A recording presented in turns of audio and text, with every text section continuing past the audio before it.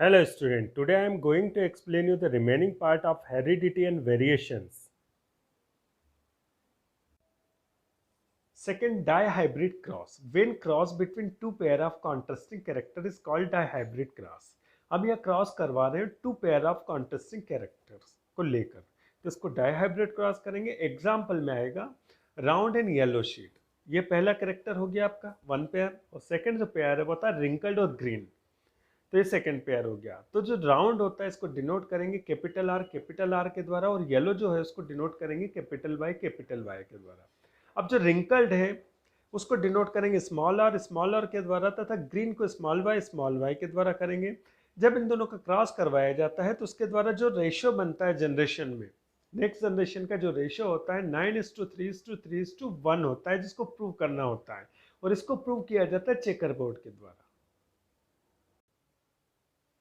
You can see in this diagram dihybrid cross. When cross between the round and yellow sheet with the wrinkled and green sheet. जो round and yellow sheet होते हैं इसको denote किया जाता है capital R capital Y के द्वारा। जो कैपिटल आर है वो राउंड के लिए यूज़ करेंगे, और कैपिटल वाई जो होता है वो येलो के लिए यूज़ किया जाता है। उसी तरह जो सेकंड शीट है वो रिंकल्ड एंड ग्रीन है। रिंकल्ड को डिनोट किया जाएगा स्मॉल आर के द्वारा, और जो ग्रीन है उसको डिनोट किया जाएगा स्मॉल वाई के द्वारा। अब इनसे जो गेमिट बनेंगे वो कैपिटल आर कैपिटल वाई होंगे। उसी तरह से इधर जो गेमिट्स बनेंगे रिंकल्ड और ग्रीन के वो स्मॉल आर और स्मॉल वाई होंगे। जब इन दोनों को क्रॉस करेंगे तो F1 जो जनरेशन होगी उसमें जो कौन से करेक्टर शो होंगे, राउंड एंड येलो के होंगे, क्योंकि कैपिटल आर और कैपिटल वाई जो होते हैं डोमिनेंट कैरेक्टर होते हैं, और स्मॉल आर और स्मॉल वाई क्या होते हैं, रेसेसिव कैरेक्टर होते हैं।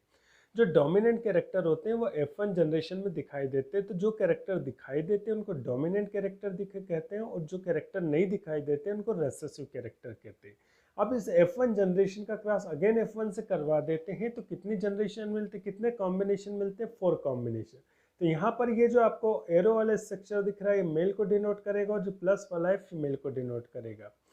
तो इनको जब क्रॉस करवाते हैं तो इसमें क्रॉस करवाते हैं तो कॉम्बिनेशन कितने बनते हैं, capital R small R capital Y small Y, इनके जो कॉम्बिनेशन बनेंगे 4 कॉम्बिनेशन बनेंगे। Capital Y small R capital R small Y और स्मॉल वाई। इसी तरह से यहाँ भी 4 कॉम्बिनेशन बनेंगे और इनका क्रॉस करवाया जाएगा। पहले वाले का क्रॉस कैसे करवाएंगे, इसके साथ करवाएंगे तो दोनों कैपिटल आर और कैपिटल वाई हो जाएंगे। दूसरे वाले का क्रॉस इसके साथ करवाएंगे तो क्या बनेगा आपको, कैपिटल आर कैपिटल वाई। इसके साथ इसका क्रॉस इससे करवाएंगे, इसके बाद इसका क्रॉस इससे करवाएंगे।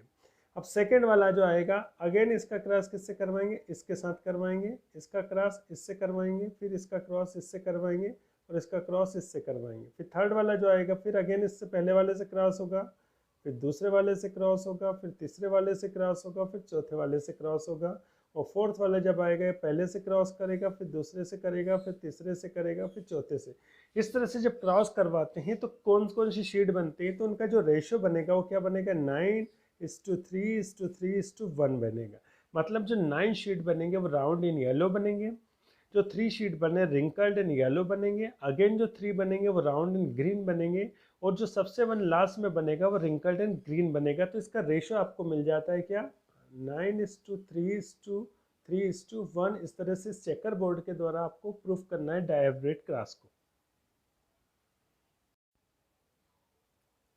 डीएनए डीऑक्सीराइबोन्यूक्लिक एसिड, तो सबसे पहले इसको आइसोलेट किया था फेडरिक मिशर नामक साइंटिस्ट ने न्यूक्लियस जो पस सेल के न्यूक्लियस से उससे 1869 में, और उसको नाम दिया था न्यूक्लिन और न्यूक्लिक एसिड, क्योंकि इसका जो नेचर था वो एसिडिक था, इसलिए इसको न्यूक्लिक एसिड नाम दिया।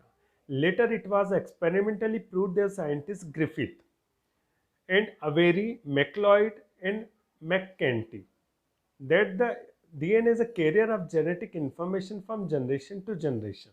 बाद में दूसरे साइंस ने इसको एक्सपेरिमेंटली प्रूव किया कि डीएनए जो होता है कैरियर होता है, जो जेनेटिक इन्फॉर्मेशन को एक जनरेशन से दूसरी जनरेशन में ट्रांसमिट करता है।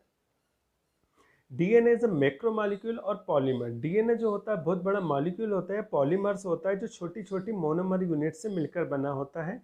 जो छोटी छोटी मोनोमर्स यूनिट्स होती है उसको न्यूक्लियोटाइड्स कहते हैं। ये जब न्यूक्लियोटाइड अरेंज हो जाते हैं तो इससे मिलकर जो बड़ी चेन बनती है उसको पॉलीन्यूक्लियोटाइड कहते हैं, और दो पॉलीन्यूक्लियोटाइड चेन मिलकर डीएनए का फॉर्मेशन करती है। न्यूक्लियोटाइड यूनिट का जब स्ट्रक्चर देखा जाए, इसके कंपोनेंट को देखा जाए, तो इसमें 3 कंपोनेंट होता है। पहला शुगर होता है, शुगर जो होती है डीऑक्सीराइबोज होती है, और उसमें ये पेंटोज शुगर होती है जिसमें नंबर ऑफ कार्बन कितने होते हैं, 5 होते हैं। सेकेंड आते हैं नाइट्रोजिनस बेस, तो इसमें 2 नाइट्रोजनस बेस होते हैं, एक प्यूरिन्स होता है, दूसरा पायरामिडिन्स होता है। प्यूरिन जो होते हैं 2 टाइप्स के होते हैं, एडेनाइन एंड ग्वेनाइन। एडेनाइन को डिनोट किया जाएगा कैपिटल ए के द्वारा, गेनाइन को डिनोट किया जाएगा कैपिटल जी के द्वारा। इसी तरह पायरामिडिन्स भी जो होते हैं 2 टाइप्स के होते हैं। साइटोसाइन जो होता है इसको डिनोट करेंगे कैपिटल सी के द्वारा, और थायमिन को डिनोट करेंगे कैपिटल टी के द्वारा। और तीसरा है फास्फोरिक एसिड। तो 3 कंपोनेंट मिलकर डीएनए के यूनिट जो होता है न्यूक्लियोटाइड उसको फॉर्म करते हैं। Genes, the word genes was given by Johannsen in 1909 में। जो जीन्स वर्ड जोहानसन ने दिया था 1909 में। तो जीन्स क्या है, हेरिडिटरी व्हीकल्स है जो क्या ट्रांसफर करते हैं, ट्रांसमिशन करते हैं जेनेटिक इंफॉर्मेशन को। On the basis of modern molecular concept, a gene is a hereditary unit और segment of DNA having the specific sequence of nucleotide that determine its specific biological function. It can maintain constancy from the generation to generation, but at times may also undergo sudden mutation to bring variations. तो jeans क्या है, hereditary units होती है जिसके अंदर क्या होते हैं कि जो न्यूक्लियोटाइड के एक स्पेसिफिक सीक्वेंस होते हैं जो एक स्पेसिफिक फंक्शन को परफॉर्म करते हैं। जब सडनली कोई चेंजेस होते हैं तो इनके जो सीक्वेंसेस में कोई चेंजेस आ जाते हैं जिसके कारण ऑर्गेनिज्म के अंदर वेरिएशंस देखने को मिलते हैं। Contribution of genetic material by both the parent. According to Medal interpretation, both parents contribute equally to the DNA of the progeny during the sexual reproduction. तो जब सेक्सुअल रिप्रोडक्शन होता है तो उसमें दोनों पेरेंट्स के जो डीएनए का इक्वली कंट्रीब्यूशन होता है। Also both parents help to determine the trait in the progeny. दोनों जो पेरेंट्स होते हैं उनके जो डीएनए होते हैं, जो प्रोजेनी होती है, नेक्स्ट जनरेशन होते हैं, उसके कैरेक्टर को डिटरमाइन करते हैं। In other word, the both parent contribute a copy of each same genes. दूसरे शब्दों में अगर कहा जाता है कि जो दोनों पेरेंट्स होते हैं उसके जो डीएनए होते हैं, उनके जो जीन्स होते हैं, उसकी कॉपी वो जाती है अपने चाइल्ड के अंदर, ऑफ स्प्रिंग्स के अंदर जाती है। जब इन दोनों पेरेंट्स के डीएनए या जीन्स की जो कॉपी जाती है चाइल्ड्स के अंदर, तो उनके कॉम्बिनेशन से न्यू वेरिएशंस फॉर्म होते हैं।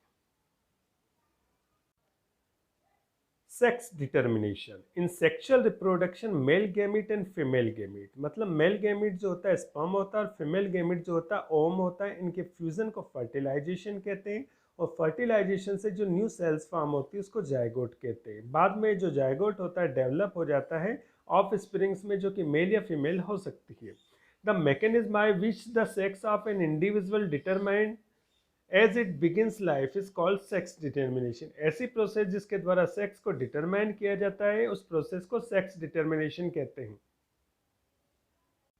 Sex determination in human beings, अगर पेरेंट को देखा जाए तो इसके अंदर एक मेल होता है, दूसरा फीमेल होता है, और मेल और फीमेल के अंदर पर सेल्स के अंदर जो नंबर ऑफ क्रोमोसोम्स होते हैं 46 होते हैं, और 46 में जो 44 होते हैं वो ऑटोसोम्स होते हैं, मतलब सब सेम होते हैं, जबकि 1 पेयर जो होता है वो सेक्स क्रोमोसोम होता है। मेल के अंदर ही एक एक्स और एक वाई होगा, जबकि फीमेल में जो 44 होंगे वो ऑटोसोम्स होंगे, जबकि 1 पेयर में दोनों जो सेक्स क्रोमोसोम होते हैं सेम होते हैं, जो कि एक्स एक्स होते हैं। अब मेल के अंदर जो गैमेट्स बनेंगे 50-50% बनेंगे, तो 50% के अंदर 22 जो होंगे वो ऑटोसोम्स होंगे और सेक्स क्रोमोसोम होगा। तो 50 गैमेट्स जो बनेंगे उसके अंदर एक एक्स क्रोमोसोम होगा, और दूसरे जो 50% जो गैमेट्स बनेंगे उसके अंदर वाई क्रोमोसोम होगा। फीमेल के अंदर जो गैमेट्स बनते हैं वो 100% उन दोनों के अंदर कौन सा क्रोमोसोम होगा, एक्स क्रोमोसोम होगा। अब इनको क्रॉस करवाते हैं, तो ये जो है यहाँ पर क्या है फीमेल के गैमेट्स, और यहाँ क्या है मेल के गैमेट्स। ये जब गैमेट्स किसके साथ क्रॉस करेगा, इसके साथ क्रॉस करेगा, तो 22 कितने हो जाएंगे, 44 हो जाएंगे, और ये एक्स और एक्स कितने हो जाएंगे, डबल एक्स। तो डबल एक्स का मतलब होता है कि जब सेक्स क्रोमोसोम डबल एक्स होगा तो होने वाली चाइल्ड कैसी होगी, फीमेल होगी।